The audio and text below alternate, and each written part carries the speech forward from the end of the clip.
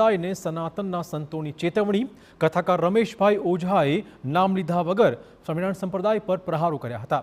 સાધુનું કામ brain wash કરવાનું નહીં પરંતુ હાર્ટ વોશ કરવાનું હોય છે। ગંગાના ઘાટ હોય છે, ઘાટની ગંગા ન હોય, આ કટાક્ષ કર્યો હતો રમેશભાઈ ઓઝાએ। હું જ મોટો, મહારાજ ગુરુ મોટા, આ વાત ન કરવી જોઈએ। ઘાટ પરથી જો ગંગા જતી રહે તો ઘાટ સૂના પડી જશે।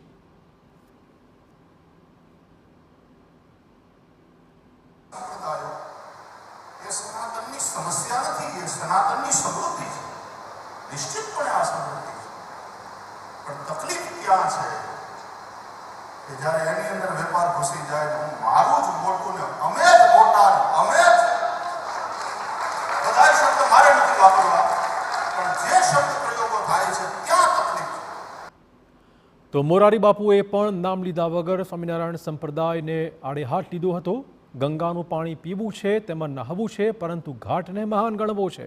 ગંગામાં પાપ ધોવા છે, પરંતુ ગંગાને મહત્વ નથી આપવું। આ બધું અજાણતા નહીં પરંતુ જાણી જોઈને થાય છે। આ દાવો પણ મોરારી બાપુએ કર્યો હતો।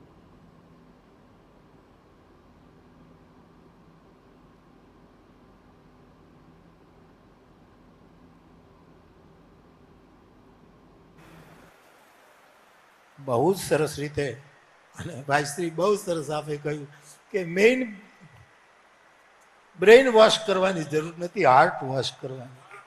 અને જે દિવસે હાર્ટ વોશ થશે પછી બીજું કંઈ કરવાનું નહીં રહે। પણ પૂજ્ય ભાઈશ્રીએ કહ્યું તેમ કે ઘાટ તો ગંગાને કિનારે બાંધવા છે, પાણી એ ગંગાનું જ પીવું છે, નાવું છે પણ એનાથી જ, પાપ પણ એનાથી જ ધોવા છે, લોટિયું પણ એમાંથી જ લઈ જવું છે। છતાંય ગંગા મહત્વની નથી, ઘાટ મહત્વનો છે। એવી જે ચતુરાઈ અને ભાઈશ્રી ભાગવતની વ્યાસપીઠની આપે ઉદારતા ઘોષિત કરી કે અજાણતા કાંઈ નથી થતું, જાણી જોઈને।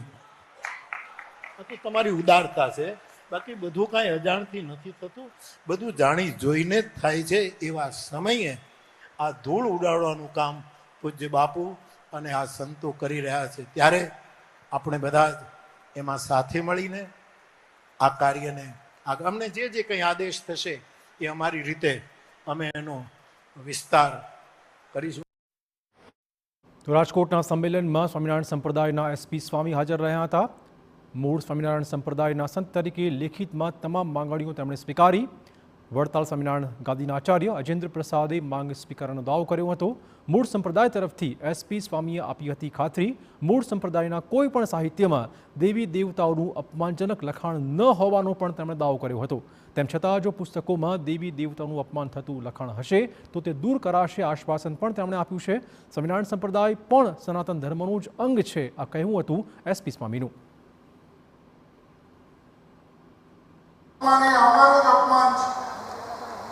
માટે કોઈને સારું લગાડવા માટે નથી આવ્યો। છત્રીને 56ની છાતી છે એટલે આ મંચ ઉપર આવીને ઊભો છું। અત્યાર સુધી જ્યારે પણ કોઈ પણ જગ્યાએ બોલવાની જરૂર પડી ત્યારે ખુલ્લેઆમ બોલું છું। માટે સ્વામિનારાયણ સંપ્રદાયની અંદર અમારી તો પરિસ્થિતિ એવી છે કે મૂળ સંપ્રદાયના આચાર્યશ્રી આ બધી બાબતોની અંદર કંટ્રોલ લેવા માટે જે બધા નિયમો બનાવ્યા એના કારણે આ મૂળ સંપ્રદાયના આચાર્યને જ રિમૂવ કરી નાખવામાં આવે છે।